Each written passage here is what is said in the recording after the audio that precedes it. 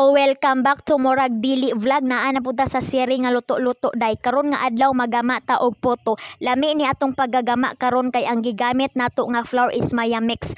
Paspas ra kay kumosulti dayda pero tan-awa lang ninyo kung giunsa nako pagluto ang steps and procedure kay habit nako mahimong chef. Gamayng tulog chef nako ani. Oo, Maya Mix ang gigamit nako day, gisundog lang pud na nako kay ang ingon nila pag kini nga flour ang imong gigamit ha, kani nga flour ang gamiton, lami ang puto. So bali ang ingredients na ni day gislang nang nako kay di kay ko kalitok, nagbati nako diri, gikapoy nako sige balik-balik og voice over tapos kini nga video di nimo abot og million views kay di mo mag-share, di mo mag-comment, mag-undang ta dani ha, mag-undang ta. So bali day 2 cups of Maya Mix flour, 2 tablespoon of baking powder, 2 eggs, 1 sachet powdered milk, tapos 1 cup of white sugar. Tapos isa lang nimo sa salaan para walay mabilin nga buo-buo. Tapos add ka og 1 cup of water, imikos-mekos dayon day, paspas na ta dani kay ang video wa na ta kaapas. Tapos isa lang diretso diha sa gistem nimo day, mag toothpick check ka 5 to 7 minutes, luto na tan-awa. First